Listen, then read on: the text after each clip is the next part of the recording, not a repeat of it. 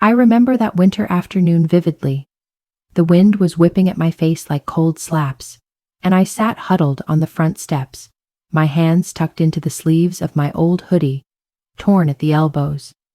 At 13, I had no idea how to stop what was happening inside that house. But I wasn't naive enough to think things would ever go back to the way they were. Inside, my mother, Teresa, screamed through the blizzard. My father, Richard Keller, was packing. Every slam of a drawer, every squeak of a zipper on an old Samsonite suitcase was like a knife cutting into my heart. "What the hell are you doing, Rick? You're throwing away 17 years of marriage for some woman you met at a seminar 2 months ago?" Silent. The clatter of the suitcase on the wooden floor continued like an indictment. I strained my ears, hoping to hear something that would make me believe that Dad was staying. That this was just another bad argument, the kind every family has.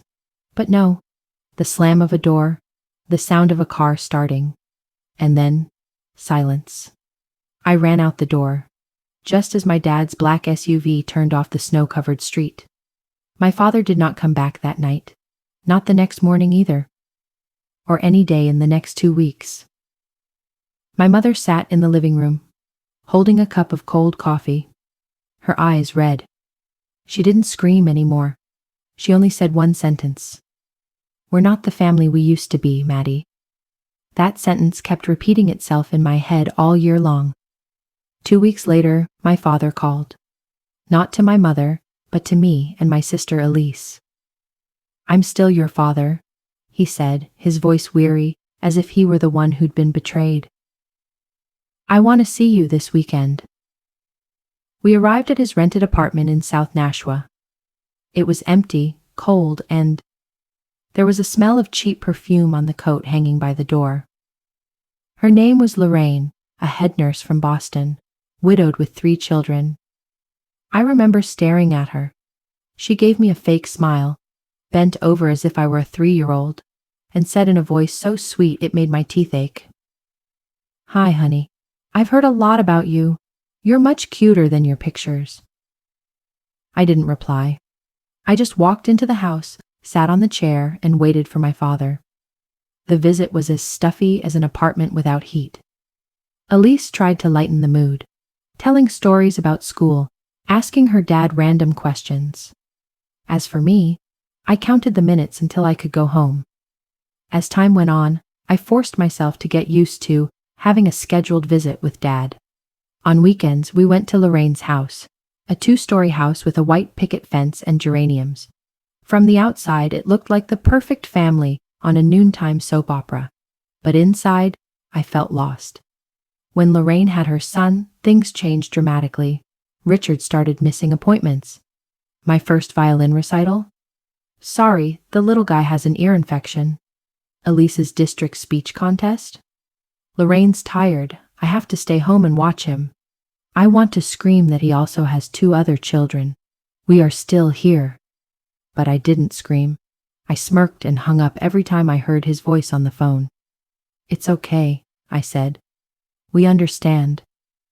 Lying has never been so easy. When I was 16, Lorraine was offered a job as CEO at a hospital in Portland, Maine. Dad called us in for an important talk. Elise and I sat across from him on a park bench. The cold wind blew against my face, but I saw nothing but the way he avoided my eyes. "Dad and Lorraine are moving to Maine. It's only a 5-hour drive away." "Only?" I laughed, a dry, knife-edged laugh. "And what about you and Elise?" He sighed. "You guys are grown up now, I think. I need to focus on my new family. But I still love you, always will." I stood up and took a step back. Elise cried. As for me, I had run out of tears long ago. "Aren't we your family?" That was the last time I saw him for the next 10 years. I blocked his number. I deleted all the pictures we had together. I declined all the invitations Elise tried to send me. I did not invite him to high school graduation. I also didn't tell him when I won a scholarship to the University of Vermont. Actually, I changed my mother's last name for my college papers. But the strange thing is, I didn't stay angry for long. I just closed the door, as if he had never existed, as if everything before 13 had been a dream filled with the smell of morning coffee, laughter in the backyard, and evenings spent assembling three-person puzzles. I hated Lorraine, yes, but I also understood. My father was not forced by her. He chose to leave. He chose to stand by her. And I choose not to forgive. I told Elise, I don't forbid you from loving your father. But I can't do that. Elise kept in touch. And I accepted that. Every time she mentioned him, I just said, I don't want to hear it. Then I moved on with my life. Working, building a small bookstore in Concord, getting a cat, dating, and thinking it was all behind me. But I was wrong. Time may blur the lines of memory, but it cannot erase the feeling of abandonment. I was 19 when the first envelope arrived from Portland, not an email, not a text, a handwritten letter, thick paper, the familiar slanted handwriting, from him. I knew right away from the name printed on the envelope, Richard Keller. I was going to tear it up right away, but then I didn't. I put it in my desk drawer, right below my college files, and I didn't open it. It lay there for a year, along with other letters. Every year, on my birthday, on Christmas, on Thanksgiving, a new envelope. Each one was followed by Elise asking, "Did Dad send you a letter?" I always responded with silence or a shrug. I buried it all in the drawer. I don't read because I'm scared, afraid that if he said he loved me, I would soften. I'm afraid if he apologizes, I won't believe him. Afraid that if he blamed my mother, I would start to hate her, the woman who had stayed up all night doing my laundry when I had a fever. The woman who had worked 2 jobs to support Elise and me through our first year of college. And deeper down, I'm afraid, I'll fall in love with him again.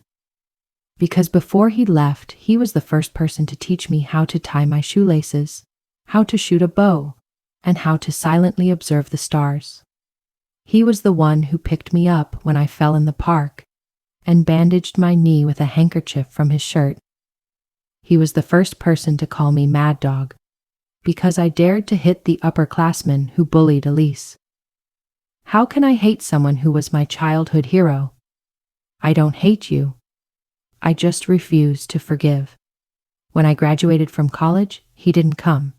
Not because I forbade it, but because he doesn't know. I changed my phone number, email, bank account, and even quietly transferred schools after my sophomore year. I studied English literature at a small school in Brattleboro, Vermont, and refused to let anyone ask me about my family. I only have my mother. Elise still talks to him. Elise is a peacemaker. She hates conflict, and I don't blame her for that. One time when I went home to visit my mother, Elise asked me out for coffee. She seemed nervous, as if she wanted to say something important. Have you ever thought, maybe he really regrets it? I chuckled. The person who regrets not taking a Christmas photo and posting it on Facebook with the caption, "Family is everything," when he hasn't been invited to dinner in 10 years. Elise sighed. But he still tries, still writing, still check in on you through me. He was trying to hold on to an illusion. You buried it. After that conversation, I went home, opened the drawer, and stared at the pile of mail. 17 envelopes, varying in thickness. Some had faded stamps. Some had coffee stains. Some were slightly wrinkled, as if he had written something, hesitated, and then stuffed it into the letter. I took out the first one. My 20th birthday. Just 3 lines. My Mad Dog, I'm sorry, I miss you. I love you, son.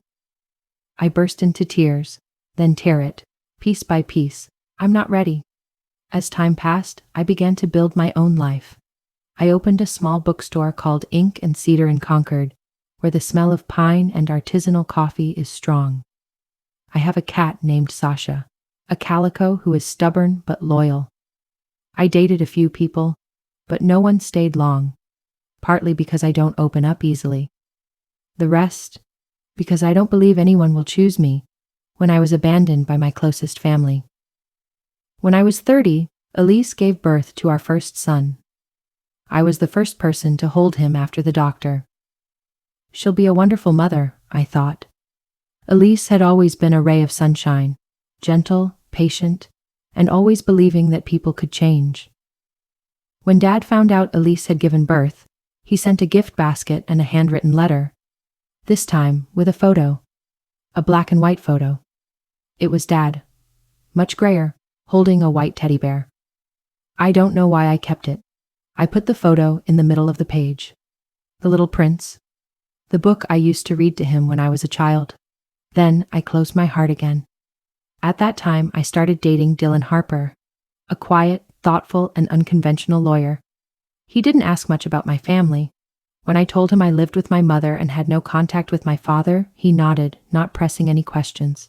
We had been together for almost 3 years before he proposed, in a bookstore, surrounded by old books and candlelight. I said yes, without hesitation. For the first time in years, I think I can actually believe in a happy ending. But life is not like a novel. When we started planning the wedding, I wanted to keep it small. Outdoors, few guests, no frills. Dylan agreed. I made a list. My mom, Elise, a few close friends, a few colleagues from the book fair. And of course, no Richard Keller. I said clearly, you are not to contact him. If you feel sorry for him, then don't marry me. Dylan squeezed my hand. I promise. At that time, I believed him. But just 3 months later, I received a message from Lorraine. Unknown number. Short message. I hope you live happily, even without your father walking you down the aisle. Poor him. He tried so hard. But maybe you will always be cold like your mother. I freeze. That name, Lorraine, was like a knife stabbed straight into the chest. I called Elise. She sighed. I figured this out. Dylan met with Dad a few weeks ago. He said he wanted to hear both sides. I told him not to, but you did. I hung up the phone, my whole body shaking. Then I went home, searched Dylan's bag, and found a handwritten letter from my father. He kept it in a drawer, without telling me. When I confronted him, Dylan didn't deny it. He said he wanted to get to know you better, that your father has a right to speak. I laughed bitterly. You know who he chose? Lorraine, and her 3 children. You and your mother are nothing. Dylan was silent. Then he said something that broke me. I think you're holding on to hatred for too long. Maybe you should learn to let go. I stepped out of the house, the February wind biting to the bone. And inside me was a storm. There's a strange thing that happens when you truly love someone. You think they'll never hurt you. Not because they're perfect, but because you've told them the things that hurt you the most, and you trust them to never take advantage of it. I believed that about Dylan. After the confrontation, I thought everything was falling apart. But Dylan cried. Yes, cry. A grown man kneeling before me in the living room, with the wedding invitation still unsent, the light from the ceiling lamp falling on his confused and tired face. I'm sorry. I just thought I was helping you. You never told me how much it hurt. I chuckled. You need me to make a mood map? No, Dylan replied. You're stupid. You thought if I could face it, I could heal. Healing? I almost shouted at him. Healing is not about taking the abandoned person back to the one who abandoned them and forcing them to forgive. I left home that day, went back to live with my mother for a while. I needed distance. Dylan called every night, texted every morning. He was really sorry, Elise told me, but regret can't mend broken trust. A week later, Dylan came to see my mother, without notice. I had just gone down to the kitchen to get some water when I saw him sitting in the living room, holding a huge bouquet of sunflowers. My mother looked at me, hesitant. I crossed my arms. Did you invite him in? He said it was serious. I thought you should listen. I didn't look at Dylan. I walked straight out onto the porch. He followed. Just 5 minutes, Maddie. I sighed. Speak quickly. Dylan took a deep breath. I talked to your father again, and there's something I need to confess. At that moment, I felt the world stand still for a second.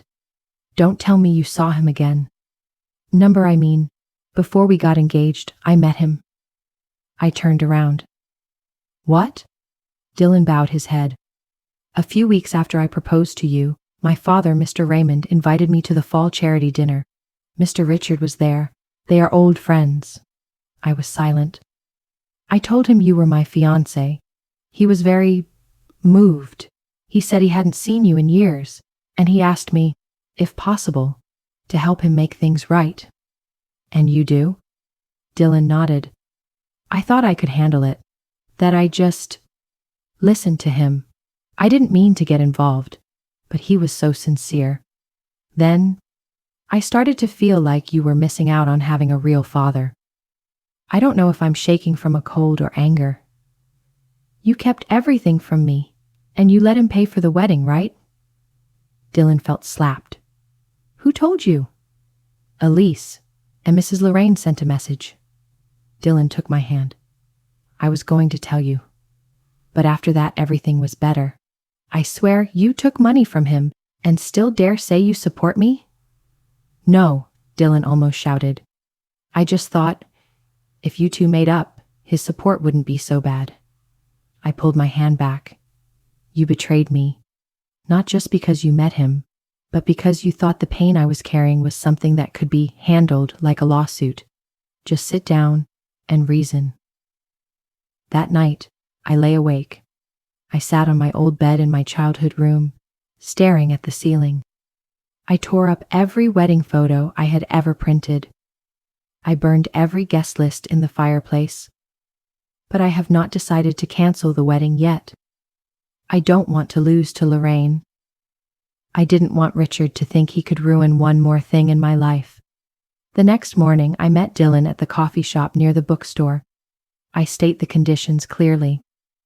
We will only proceed if you cut off all contact with Richard.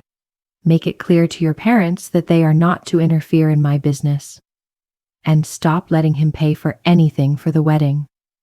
Dylan nodded. I agree. I looked at him. No, Dylan. You need to do it now. Don't agree and then delay. He squeezed my hand. I understand. I'll handle it. I want to believe. 3 days later, Dylan returned with a relieved smile. It's over. My father wasn't too happy, but he understood. Richard was also quite disappointed, but he didn't contact me again. I nodded. Thank you. I need you to choose me, not them. I always choose you, Maddie. We continued to prepare for the wedding, but my heart was still cracked, like a mirror that had been smashed against a wall and glued back together with clear glue. It seemed intact. But when the light shone on it, the crack was clearly visible. And then, a week later, I got an invitation to the engagement party hosted by Dylan's family. I was stunned. My father's name is on the guest list. I called Dylan right away. I thought we agreed. Dylan hesitated. I didn't think he would come. My father just thought it was polite to invite him. Etiquette? This is my life, Dylan. Not a cocktail party at the golf club, I yelled. He sighed. I can't control everyone. My father said, if you're old enough, you should be able to endure a few hours with your own father. That sentence was like rubbing salt in the wound. Endure? I've endured for 19 years. Now I have to bow my head for a party? Dylan was silent. Think again, Dylan. If he shows up at the ceremony, I won't. That evening I received a text message from Richard. I got the invitation. I won't come if you don't want me to, but I hope one day you can forgive me. I did not answer. I just closed my phone, knowing I had to make a decision bigger than the wedding. I used to think that when someone truly loves you, they won't let others touch your pain. I was wrong. That night, I decided to go see Dylan one last time to clear things up. Not because I still had hope, but because I needed to see with my own eyes how the man I loved would react when I cut the last thread between us. Dylan's apartment was unusually quiet when I walked in. He was sitting on the sofa, his laptop open in front of him, the guest list on the screen.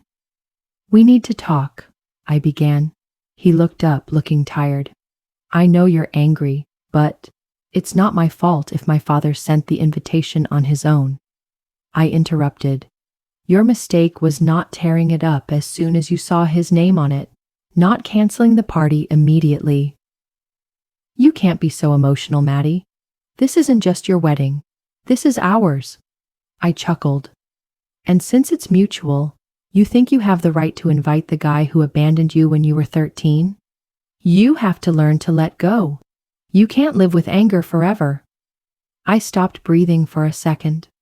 Then I said, very slowly, "You don't understand anything. And if after all this time you still don't understand, then I have nothing more to say." I took off the ring and put it on the table. Dylan paled. "What are you doing?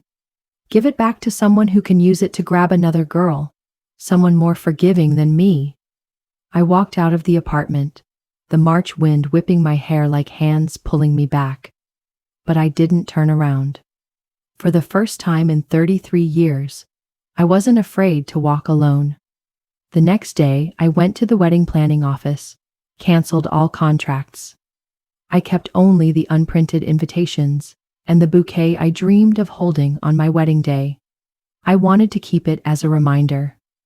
Never put your life in the hands of someone who won't fight for you, Dylan called. 5 times. He texted, emailed, even sent flowers to my bookstore. Elise asked, "Are you sure?" I nodded. "Sure, this time it was you." But Dylan wasn't the only one who refused to let go. 3 days later, I received a text message from Richard. "I heard you broke off the engagement. I'm sorry if I was part of the breakdown. I just want you to be happy." Part of me wanted to scream, "Then why did you ruin everything?" But I didn't answer. I didn't need his apology. I needed his disappear out of my life. I thought it was over. But then, Elise called. Her voice was panicked. "Maddie, he came to my shop with Lorraine and the 2 kids." I slammed the book shut. "I told you, don't let him come." "I didn't invite them. I don't know how they knew I was there. Lorraine even brought Lenny a present. And then she said..." "What?" "She said if I didn't forgive her, I would be alone for the rest of my life like my mother. That I had serious psychological problems." I'm mad.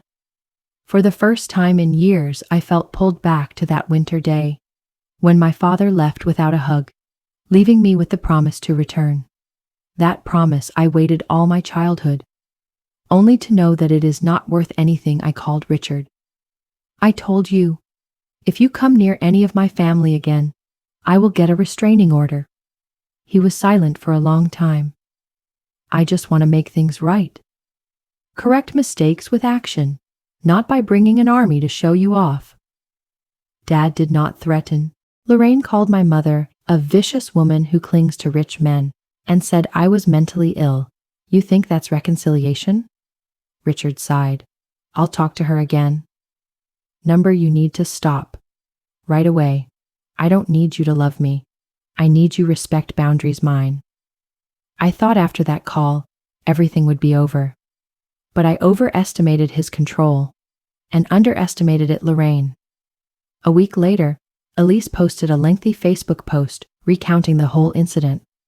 From her father leaving home, to the ruined party, to the encounter at her salon. The post went viral around town. Hundreds of comments. Many shared stories they had heard about Lorraine, that she had done the same thing to her ex-husband's ex-wife. 2 days later, Lorraine appeared at my bookstore. I was standing at the counter when the door opened. She walked in, a beige trench coat, big sunglasses, like she was going to a fashion show. "We need to talk." I stepped back. "Get out of my shop. Now. You are destroying a family." I clenched my fists. "Family? You are not my family. You are my father's lover.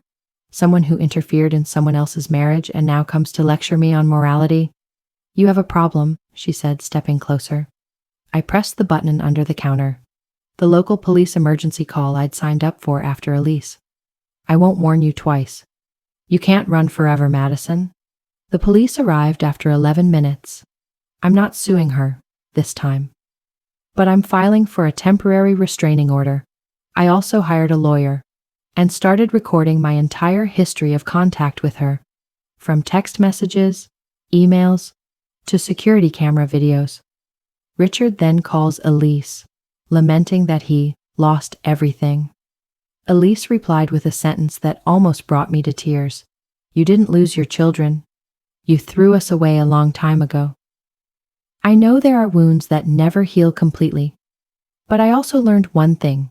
Sometimes, self-defense is not about building walls, but about making laws.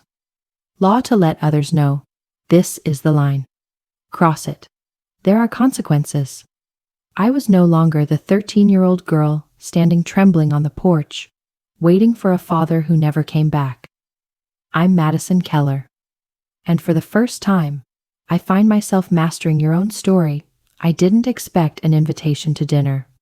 Not from Catherine Bell, the chairwoman of the board of directors of the Concord Public Library, a woman who has supported my bookstore since its opening. She is a quiet, somewhat stern woman and rarely shows emotion. When I received an email from her, with the subject line, Personal Invitation, Private Dinner, I thought it was a typical community outreach. But when I opened the letter, I was stunned for a few seconds. Dear Madison, I know this is a sensitive subject, but I hope you can consider it. Richard Keller is an old friend of mine. He reached out to me, wanting to meet my son, not as a father, but as a human being who had done wrong and wanted to make it right.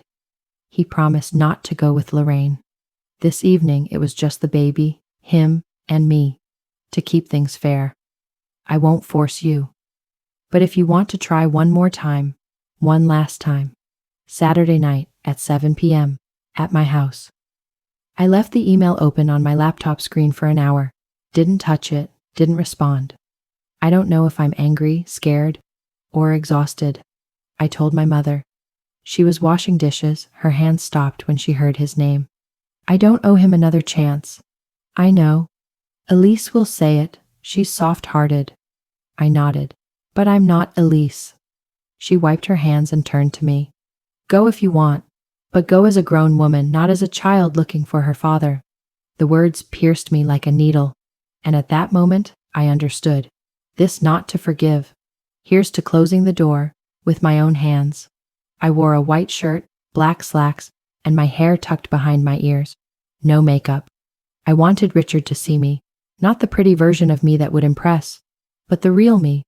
Calm, tired, and strong. Mrs. Catherine's house is in the suburbs, a 2-story wooden villa with a wide porch, soft yellow lights covering everything. I arrived on time. The door opened. Mrs. Catherine smiled slightly. Thanks for coming. I walked in, and there he was, sitting on the couch, hands clasped together. Much grayer hair, dark circles under eyes, gray plaid shirt, khakis, no tie. We looked at each other for the first time in over a year. No hugs, no handshakes, just look. We sat down at the dining table, 3 of us. Salad, buttered toast, light white wine. Everything was strangely quiet. No one spoke for the first 10 minutes. Finally, he spoke up. Thanks for coming, Maddie. I did not answer. He looked at me, his eyes the same, sad, but still proud. I know you don't want to hear it anymore, but I still want to say it, not to make you forgive me, but to make you know I understand. I put down my fork. What do you understand? He exhaled, as if expelling all the air from his chest. I understand that I didn't just leave your mother. I left my responsibility as a father, not just by moving away, but by choosing to turn my back on the pain you're carrying. I looked straight at him. And you think 19 years later, one dinner can fix everything? No, he replied. I just want to hear you talk, if you want to. I was silent for a moment, then smiled faintly. You said, family first. And I understand. But why doesn't family include the daughter you carried on your shoulders to the fair? He bowed his head. You know what? I continued. Every time my friends ask me where my father is, I say, he's dead. Because I'd rather them think I'm an orphan than abandon them. I clenched my fists, but my voice remained steady. I don't need you to apologize. I need you to understand. I survived. Not because of you, but because of you. Leave him alone. There was silence for a long time. Mrs. Catherine stood up, as if to make some space. Richard looked at me, his eyes red. What can I do to help you without breaking the boundary? I looked at him for a long time. Don't try to come into my life again, but if you can, be a good father to the remaining children. Don't repeat to them what you did to me. He nodded. I don't hate you, I added. I just don't need you anymore. When I stood up to leave, he didn't hold me back. Mrs. Catherine saw me at the door. Before I went down the steps, she said softly, I just finished a chapter of a book, not just a meal. I smiled lightly as ever. The next day, I woke up with a strange feeling. No more expecting anything from him, no anger, no regret, no pain. I went to the bookstore, cleaned out the Women Tell Stories shelf, and added a new entry. Rewrite your own life. Some apologies come too late.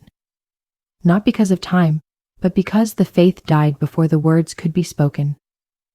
3 weeks after that evening at Catherine's house, I received a text message from Dylan. I know you probably don't want to hear it anymore, but I have to say it. I was wrong. I shouldn't have chosen to protect your father instead of you. I lost you because of that, and I understand. No blame, no excuses, no flowers, gifts, or old photos, just a short, cold paragraph like the coming winter. I read, but no reply. I don't feel angry anymore, but I don't feel sorry either. Elise asked me that day, do you still love him? I thought for a moment. Maybe I loved you, but the person I love should be the one who chooses me every day, not the one who chooses to stand in the middle and hope everything will be fine. Are you going to answer? I shook my head. Silence is the best answer to those who are late. Meanwhile, Lorraine started to bargain. After the restraining order was issued, a series of reports about her behavior began to circulate more widely on social media, not because of me, but because others have been victims. A former employee from the hospital where she used to work as a manager posted a long article. Lorraine Chase threatened me for refusing to lie in her report.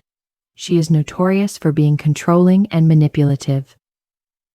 A small investigative article was published in the local newspaper. The Woman Behind the Perfect Mask, The Dark Side of Lorraine Chase. I'm not happy, but I'm relieved. No need for me to scream. Truth finds its own voice. She tried to fight back, posting statuses that Elise and I were toxic children who ruined our family. But people didn't believe her anymore. They saw her for what she was. A week later, Lorraine was terminated from a consulting contract at a large clinic for breach of professional ethics involving threatening behavior. Elise sent me that message with the icon. I don't laugh. But I feel justice doesn't always come from the courts. Sometimes it comes from the eyes of the world. One Monday, I was cleaning out my bookshelves when an elderly woman walked in. She wore a brown woolen cloak, her silver hair tucked behind her ears, and her eyes were sharp like someone who had seen many events. Are you Madison Keller? I nodded. I'm Judith Bell, Catherine's sister. I was a little surprised. How can I help? She smiled slightly. I just want to say, you remind me of myself. I was pushed aside by my husband's family, and I retreated into silence, but you are different. You speak, you stand firm, and because of that, you are saving those who cannot speak. I almost choked. Thank you, ma'am. She put her hand on mine. Go on, child. Don't let anyone make you go back to being the little girl who was left on the doorstep. A few days later, I received an envelope from my old high school. They invited me to be a speaker at senior orientation. I laughed. Mad Dog was once called the fatherless child and is now invited to inspire? I agree. The event took place in the old auditorium where I used to sit in the last row, writing my diary secretly for fear that someone would see me cry. I stepped up to the podium and looked at the young faces, full of hope and fear. I start with a sentence. I used to think that silence was a way to protect myself. But it turns out that silence only makes people think you are weak. It was only when I learned to say no that the world really started to listen to me. After that session, 3 girls came to hug me. One of them whispered, "I'm also being called a spoiler by my stepmother, but I won't be silent anymore." That evening, I received an email from Richard. "I know you don't want to be in touch, and I respect that. But seeing you stand in front of hundreds of people and stay strong makes me proud. Not because you forgave me, but because you didn't let your hurt define you." I read. Then delete. I don't need my father to be proud. I just feel enough. On Saturday morning, Elise stopped by the bookstore with her 2 children. "Lenny drew this for Aunt Maddie," she said, handing me a sheet of doodle paper. It was an orange cat next to a brown-haired girl holding a shield and a sword. "Elise, what is this?" "Aunt Mad Dog is a superhero," Lenny laughed. I hugged them, choking. I used to wish I had a father to protect me, but it turns out I didn't need anyone. I was be your own advocate, and for other children too. Peace, I used to think, was an abstract concept, like forgiveness. A destination defined by others, then made to run towards. But after all, I realized, peace is not about having people love you. It is about not needing them to love you in order to survive. 3 months after my high school speech, I returned to my normal life with a strange sense of ease. No more hidden cameras, no more threatening letters. The bookstore recovered well from the vandalism. I even started a small corner called Rewrite Corner, where anyone could come and write letters to the person who hurt them the most. And no need to send every week. I collected the letters. No one signed them and put them in a wooden box. Elise told me I looked like a priest giving confessions, and I just laughed. "Not absolution," I replied, "but liberation." I didn't think much of Dylan anymore. One time, I saw him at the supermarket with a strange blonde girl. He saw me and waved hesitantly. I just nodded. "We don't need to say anything. We're long gone." Richard kept his word. There was no further contact after that brief email. Elise said he had moved out to live alone near Lake Winnipesaukee. No more Lorraine. No more social media posts of happy family photos. "Elise," I asked one day, "are you okay?" Elise looked at me. He was not okay. But for the first time, he learned to live with his mistakes, instead of blaming them on others. I nodded. That was enough. I started therapy, not because I was falling apart, but because I want to better understand the parts of me that were broken. Dr. Marla, my therapist, has a quote that has always stuck with me. "The survivor of a storm does not have to rebuild the house exactly as it was. He has the right to build another one, stronger, and with no door for the person who broke it down." One weekend afternoon, I was cleaning up my books when Sasha, my cat, jumped on the table and knocked over a stack of papers. In the pile was a small envelope with no sender's name on it. I opened it. No letter, just a photo. Me, Elise, and my mom taken from a distance at a recent fundraising event. On the back scrawled, "Here's your real family," and me, I lost. I know that handwriting. Lorraine. I gave the photo to the police, as required by the restraining order. But this time I wasn't scared. I was just amused. Lorraine couldn't stand me being nice. She thought, if she couldn't control me with love, then she would use pity. She was too late, and I did too far. I did not respond. I don't say anything on social media. I no need to say anything more. 3 weeks later, I got the news. Lorraine had moved out of state to live with her sister in Pennsylvania. No one knew why, only that she withdrew from all boards, quit job, and deleted social media. Elise texted me. She was completely isolated. People finally saw who was who. I don't feel happy. I just saw nothing. It was as if Lorraine was now a fading shadow in the rearview mirror. That evening, I cycled around the lake near my house. The wind blew through my hair, and the pale blue sky was tinged with the late afternoon orange. I stopped in the middle of the wooden bridge, looking down at the reflection of the water. For the first time in years, I saw my image no more distortion.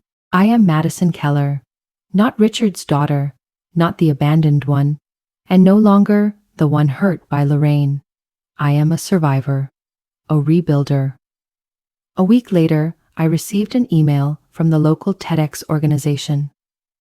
We have been following your journey for the past year.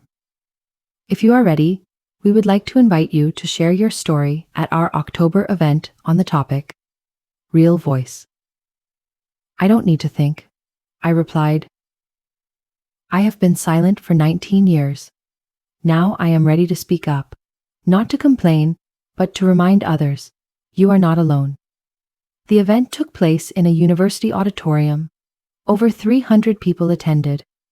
I stepped onto the stage, the lights shining directly on me, reminding me of the high school stage where I once performed a solo that my father didn't come to see. I took a breath. Someone once told me, I'm angry with you because you left. But the truth is not that simple. I'm angry because when you had the chance to come back, you chose doing nothing. I was angry because when I needed a word of defense, he was silent. But then I realized, I don't need you anymore. I used to think that revenge was a win, but it turns out being quiet, being kind, and moving on without looking back, that is the real victory. I wrote this story, not to shame anyone, but to say, if you are stuck in someone's shadow, know that you can step out on your own, and you don't need their permission. When I finished, the whole audience stood up and applauded. I saw Elise standing at the back, holding Lenny. She was clapping along. My mother was in the front row, her eyes welling up. And I just smiled. I don't need a father to walk me down the aisle. I did lead yourself into the light. I've gotten used to deleting messages from people who aren't in my trust circle. Usually sentences like, you should talk to your father again. Lorraine is not as scary as you think. Don't you get tired of holding grudges? But this message was different. Madison, my name is Lucy. I am the daughter of Richard and Lorraine. You probably know. I know you have no reason to answer me. But I'm not writing this letter for my father, not for my mother. I'm writing it for myself. I grew up in a house that seemed happy, but was actually filled with silence. Silence whenever my sister was mentioned. Silence whenever my father retreated to his room after looking through old photos. I used to think you were a troublemaker. But as I grew up, I realized it wasn't that simple. I am not writing to ask you to love me like you do. I just want to say, I'm sorry. And thank you for speaking up so people like me know I'm not crazy for feeling lost in my own home. I read the letter over and over again 4 times. I don't cry. I'm not angry. I just motionless. All this time I never thought about the other children. I always assumed they were products of betrayal, my replacements in my father's heart. I never thought they could also be victims. I left that email in my inbox for 3 days. No reply, no deletion. Elise found out when I asked for advice. What are you going to do? I look at you. I don't know, but for the first time I didn't want to run away. I replied, Lucy. Lucy, thanks for writing to me. I didn't expect it, but I read every word. I used to hate everything about the name Lorraine, and in my eyes, you were her miniature. But your letter shows me one thing. We don't have the right to choose where we are born. but we have the right to choose who to become then. If you still want to see me, I'm willing. But not because of blood ties, but because I believe you deserve to be heard. The meeting was set for Saturday afternoon at a small cafe near the bookstore. Elise came along, as a neutral party. I didn't need a protector. I just needed someone to keep me sane. Lucy arrived on time. She was 19, tall and thin, with wavy brown hair and eyes that looked uncannily like Richard's. And there was something about her gaze that made me feel old self. We greeted each other like strangers, no hugs, no handshakes. Just nodded and sat down. I'm not sure how to start, Lucy began. I'm afraid you'll leave. I sipped my tea. I'm here. Lucy smiled wryly. I used to think you were the one who broke up my family, but then I realized you were never in it.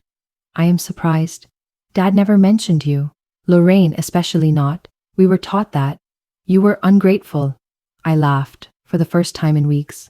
And you, in my eyes, are the chosen child. Lucy was silent, then said, You know, Dad never looks at me long enough when I ask about you. Every time I mention your name, he says, Don't say it. We were silent for a moment. I asked, Do you hate your father? Lucy shook her head. I hate myself for taking so long to understand you. I thought I was special, but really, I was just an excuse for you not to come back. That statement hit harder than anything Richard had ever said. I looked at the girl sitting in front of me, no longer a reflection of Lorraine, but the child is gradually removing the mask built from lies. The conversation lasted 2 hours. No drama, no tears, just two people, from opposite ends of a storm, sitting down to say things that have never been said. Before parting, Lucy took out a small notebook. I wrote this. It's what I remember about you, even though we've never met. I want you to have it. I took it. The cover was blue, with a picture of an owl and the words, There are people whose stories never get told. That evening, I read Lucy's notebook. The first page is a short paragraph. I don't know who you are, but I know I will never let my child grow up thinking that family is something to be endured. I closed the book and hugged it to my chest. I cried. A few weeks later, Lucy visited the bookstore again. This time, Elise was not there. It was just me and her, and Sasha, the cat who had chosen slow trust as her measure of affection. I took Lucy into the rewriting corner. She walked around, reading some anonymous letters taped to the wall, then turned to me. Will you ever forgive your father? I thought for a moment. Forgiveness to me is not forgetting. It is not letting him decide my tomorrow anymore. Lucy nodded. What about your mother? I was silent, then shook his head slightly. There are people, if you forgive, you will betray the pain you have survived. Before I left, Lucy hugged me. Not shyly, not forcefully, just a real hug, of two people who were once forced to keep quiet, are now learning to speak up.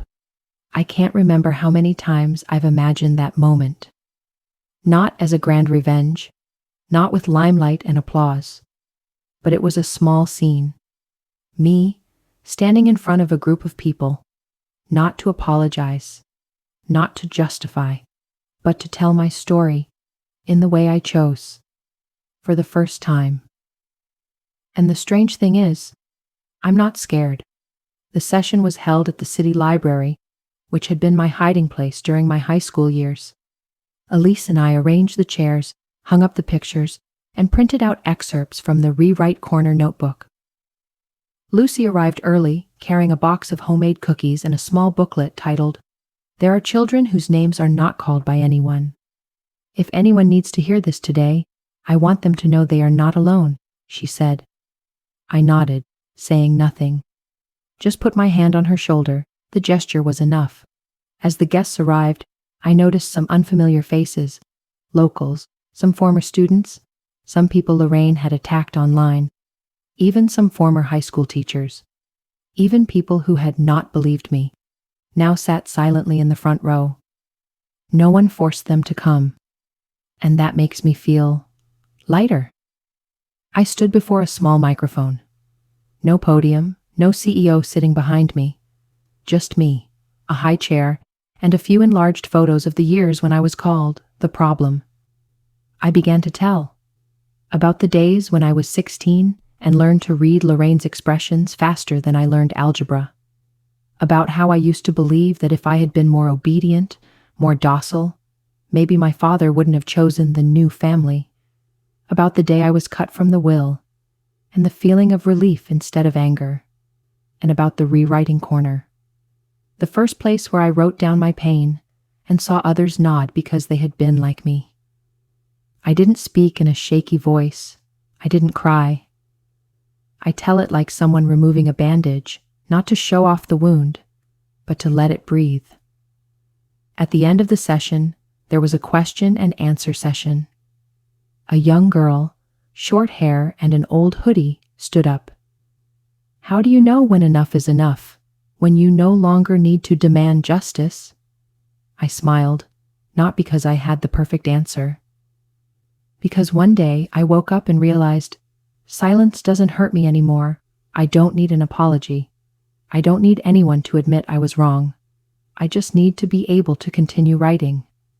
The girl nodded, her eyes filled with tears, and sat down. The sharing session ended with a long round of applause. But not because I was a brave victim, but because I was living witness of recovery. Everyone started to leave. I sat down to pack my things when Elise hurried over. You need to prepare yourself mentally. I looked up and saw Lorraine is entering. No fanfare, no screaming, no Richard, just her. Still the sharp heels and elegant dress, but the eyes, empty. She stood at the back of the room, not coming closer. Madison. Her voice was no longer sharp, just tired. I did not answer. Lorraine continued. I heard about this talk. I didn't come to apologize. I know it's meaningless. I crossed my arms. So what are you here for? She swallowed. I came to understand why. You are still living well, even though I tried everything to make you collapse. That question doesn't make me angry. It makes me sad. I stepped closer, not too close. Do you know why you failed? Lorraine frowned. Because I learned not to need her approval anymore. Not my father's love, not my power, not my recognition. I live well because I no longer live to prove anything to anyone. Lorraine was silent. Then she turned and walked away. No screaming, no acting. She walked away like someone who had just realized that she no longer had any weight in this story. That evening, Lucy texted, Sister, I think one day I will talk to Mom, but not to forgive, but to say, I have chosen a different path. I texted back, I'm proud of you. And remember, not everyone deserves to be in their new chapter. A few months later, Rewrite Corner expanded into a community project, a place where young people can tell stories, listen, and believe. I'm not the main character. I'm just the one who holds the seats, makes the tea, and laughs when someone writes the first sentence. One day, while I was putting books on the shelf, a girl about 12 years old looked at me and asked, Teacher, do adults make mistakes too? I sat down at the baby's eye level. Yeah, and the best part is, you don't have to be silent when it happens. Before turning off the lights, I walked through the hallway where quotes from the participants' letters were posted. The one that lingered the longest was my own, the first one I ever wrote in Rewriting Corner. I used to think my existence was a mistake, but now I know. I will rewrite the ending. I took off the old sheet of paper and pasted a new one, with a new line. And this is where my next chapter begins. No one is destroying me, except my past, which I have learned to forgive.